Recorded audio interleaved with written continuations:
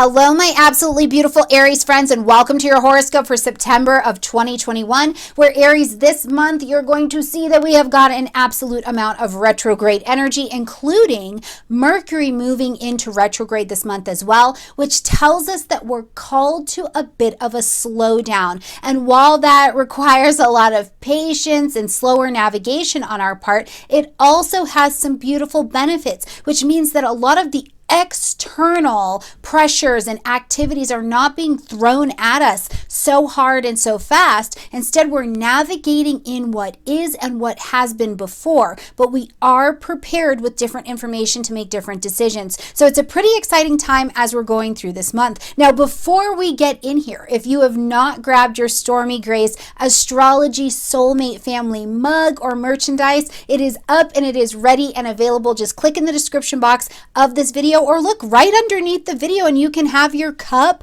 and bring it to the eat and greets, or bring it when we check in live, or just use it at your desk. Do you, whatever you do with it. But it is such a cool little opportunity for us to create community together, Aries. So make sure you grab yours, okay? And if you wouldn't mind, one other little thing, liking this video, comment, sharing, and subscribing so that we can continue to have Astro Chat together and you'll know when something cool is going on over here. So let's get in here and take a look at this chart. Now, first things first, Aries, if you just take a look at the chart here on the screen, you can see there's a ton going on at the top of this chart, which tells us that the emphasis in what you're doing and where your focus and your attention is turned back to are going to be things that are very public, Aries. What are you doing in your work life? What's happening in your identity with what you have to give and offer out into the world? But also, if you peep at it, you can see that there's plenty of planets happening on the left hand side as well, and they are the outer planets. Everything is retrograde, but this is still, when we look at energies happening on the left side of the chart, one of the things that I am called to remind you to remember during these retrogrades is that you are in charge of your happiness, but it doesn't mean that you have all of the answers. And this month, I think Aries is a phenomenal indicator of that. You're going to get heavy relationship energies going on, and this means it's time. It is time to go back to a past vision that you had of something that makes you feel like you, makes you believe in your own success in the world, but maybe you need new relationships or more solid relationships to help you travel to that. So it's something I really want you to carry this month and pay attention to how that's showing up for you in your life, okay? Now, before we start to see any of the real movement, of the transits on the screen, one of the things I do want to bring to your attention is that right here on the 6th of the month, as we're coming into the month, Mercury is going to move into the pre-retrograde shadow energy. And I do want you to pay attention to this because as planets retrograde, it's a 4-part situation. So it's not just the retrograde and then it's direct. Those stationing energies can be a little bit more sticky. Those days are harder, but it's a 4-part series. So as Mercury enters into the pre-retrograde shadow energy, it's going to be at 10 degrees of Libra. So you want to make note of where 10 degrees of Libra is at on your chart and start to pay attention to what's coming to your consciousness. Between 10 degrees of Libra and 25 degrees of Libra is where Mercury is going to do its retrograde work. So in the pre-retrograde shadow, what's actually happening is that Mercury is slowing down. He's creeping forward there, but it's like the planet starts to pack for vacation. At the retrograde, it flips and it goes on vacation illusionally, right? At the direct, it comes forward illusionally and the energy starts moving forward, but very slowly, because then it needs to unpack in the post-retrograde shadow time. So the entirety of the retrograde that we're going to experience from Mercury is going to last from September 6th all the way until November 2nd. So from 10 degrees of Libra to 25 degrees of Libra. Get a handle on where these areas are in your chart. And everybody has all 12 signs in their chart. And if you're not sure how to find it, I'll put a tag to a video up here so that you can see where to find that transit. You can also look in the description box down below, okay? So we enter pre-retrograde shadow on the 6th, but we're also going to have a new moon happening at 14 degrees and 38 minutes of Virgo. Now, this new moon for you, Aries, lights up your 6th house space. In the 6th house, we're doing daily routines, we're doing schedules, we're doing mundane activities that are, yes, you have a job, but what are the things that happen during the job? Yes, you have a household, but what are the daily things in that household? It has to do with coworkers. I love it for people who have freelance work. If you do freelance or contract work, 6th house is talking to you. It's about your health and wellness, to include health and wellness up here, Aries. What is going on in your mind? Are you solid? Are you stable? What is the self-talk that's going on in here? What are the ideas that you're having? And it is also about being of service to other people, okay? The space of Virgo is the sacred of service. So these are going to be concepts and ideas that you can breathe in and bring to help you at this new moon. With the new moon, we are planting our seeds of intention to begin something new or to have something fresh. It doesn't have to be that you start something completely new. You know, in the area of your 6th house, let me ask you, Aries, do you feel like your daily routine needs a little pep in its step? It could be healthier. It could be more service field, right? So this could be something that you're considering at this particular new moon. I also love that Virgo's real gift is discernment. So at this new moon, plant your seeds of intention, Aries, for discernment. Where do your priorities need to be on a daily basis? In your health, in your wellness, in your interactions with the people you are of service to. And that means if you're a caretaker, your animals, are they getting enough exercise right now? What is it that you can ask for your priorities to be brought to? The sacredness of everyday living is something that Virgo has an absolute gift to give you. This moon is also in lovely interaction with Uranus, so it will infuse you, even in his retrograde, with some new ideas, new energy, something else that brings the spark back to life for you in this area. If you're looking for work, Aries, this is also a lovely new moon to be planting those seeds of intention and calling it on into you, okay? When we get to the 10th of the month, we're going to see Venus move into the energy of Scorpio. Now, Venus is traditionally considered to be in detriment in the energy of Scorpio because she's just not in full power. Scorpio wants to get all deep, and Venus is like, I'm just trying to live my best life and go here, here, here, and here. So in Scorpio, what Venus has got to do is get on board with loving, attracting things to her like a Scorpio, right? So as Venus rises up into Scorpio, it's going to be in the 8th house for you. This is joint resources, joint finances, taxes, inheritance. It is also intimacy. I like to just use the word intimacy in the 8th house because it means you see into me. And if we have some kind of situation that happens and one resource on one side moves, you will absolutely be affected. And so this includes our dramas and our traumas,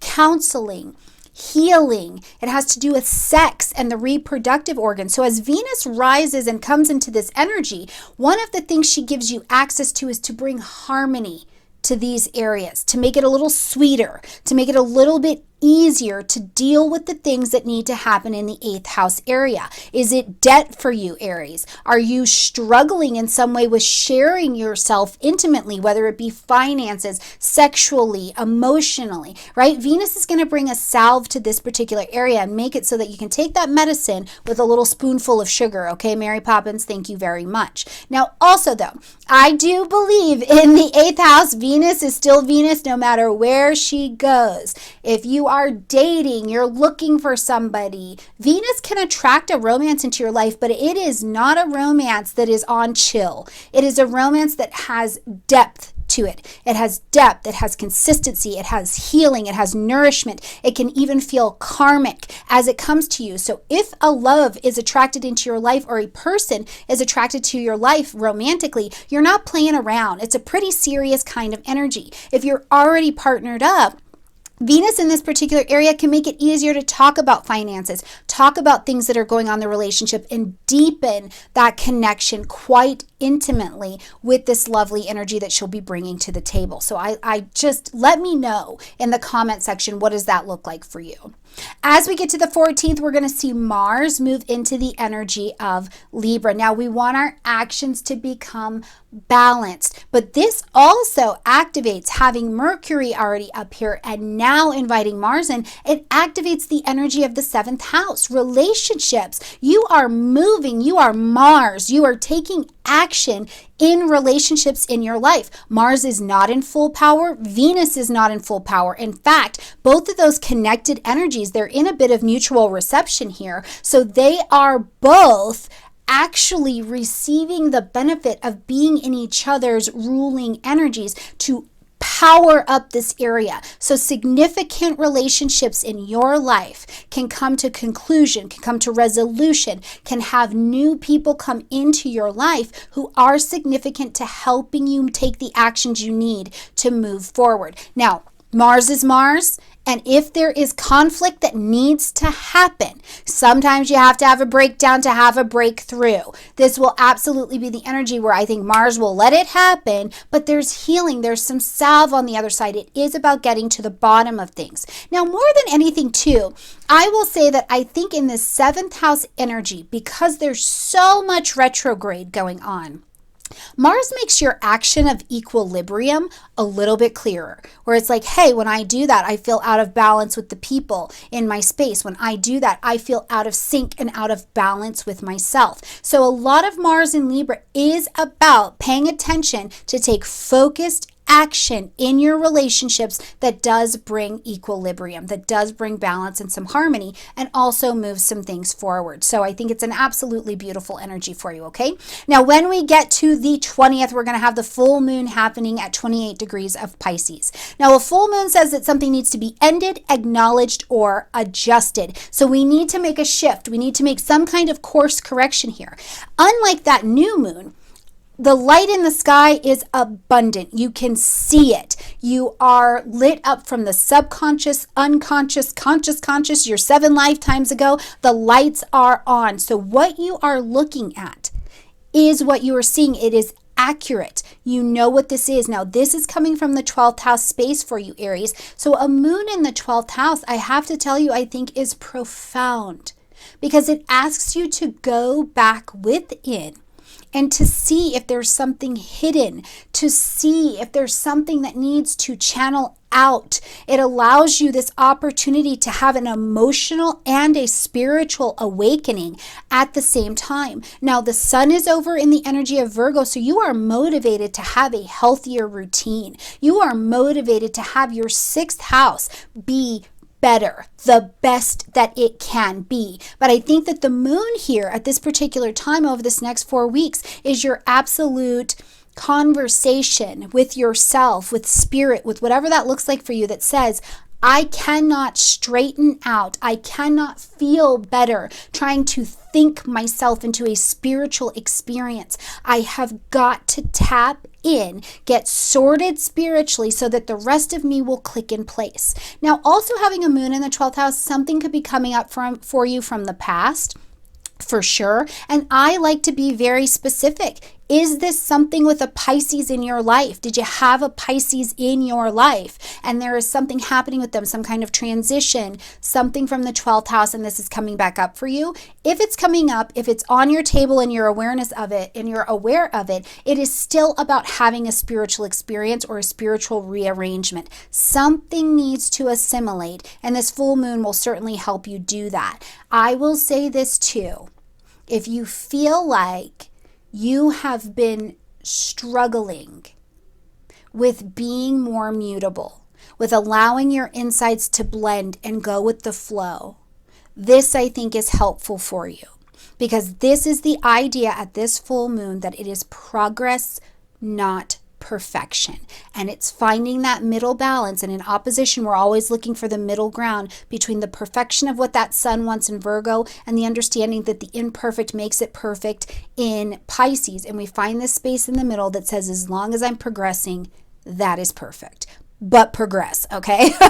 All right, when we get to the 22nd, big news, big day. Sun moves into the energy of Libra. The 7th house is lit up. You are motivated around these relationships, whether it is new relationships with one-on-one people, which is what we do in the 7th house, conscious, chosen, one-on-one relationships. You're motivated to take action here. But I also think in September, you could be having one-on-one conversation with new teachers, new connections with businesses, new connections with yourself, with this power that are really powering you up. And you're going to spend a whole season, in this Libra energy, just really with this focus around relationships, and it'll be profound. But even bigger than that, I think it's really cool that we walk ourselves into a new season. We're going to be experiencing the autumn equinox. Of course, if you're one of our friends that's down under, you'll be coming into spring. So the equinox, though, this is cardinal energy. We're in a new season. And I don't know if you've been feeling the shift as we got through August and we come towards September, where it is like, ooh, the vibe is a little bit different,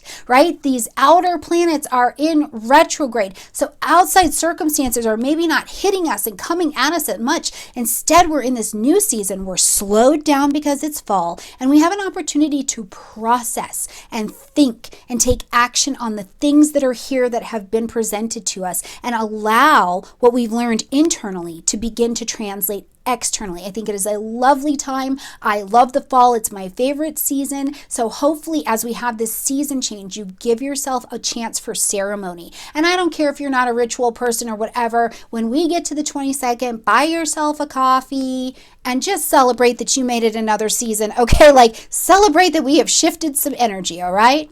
Now, as we close out this month, we're going to have this Mercury retrograde happening here on the 27th. Okay, now again, I put it on the side so that you can see the retrograde, the full retrograde path of the cycle and how it's going to work. But this retrograde is going to be in your 7th house as well. So in the relationship things from 10 degrees all the way to 25, wherever that sits in your chart, but in the general, you're going to go back over these relationships. And I will tell you, Aries, in the process and the business of figuring out who you are, working on these things with your identity and your space in the world, that creates challenge in relationships. That creates a shift in relationships. So this whole time here, I think, is really about bringing them back around, putting that salve, putting some harmony, putting what do the new motions in our relationship need to be? Maybe you're taking on a new role in the world, and that is changing how you show up in your relationships in some way. Of course, this Mercury retrograde, it can just have you going back over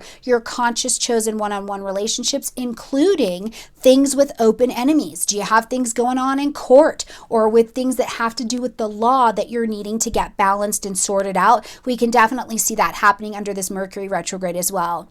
Now, no worries on these moons and these retrogrades. There will also be separate videos going a lot more into detail with that, but I wanted to give you a little something this month so you know what's kind of on the table. So I hope that you have an absolutely beautiful month, Aries. It doesn't mean it's going to be the best thing ever for everybody. There's learning, there's growing, and we're all doing it at different speeds, at different rates. But whatever's happening, I hope that this does give you a little bit of a heads up. So thank you so much for spending a little bit of time with me. I look forward to seeing what you've got to share with me in the comment section down below, and I'll be here sharing with you as well. So like this video, comment, share, subscribe. I love you a ton, and I'll see you next month. Bye, everyone.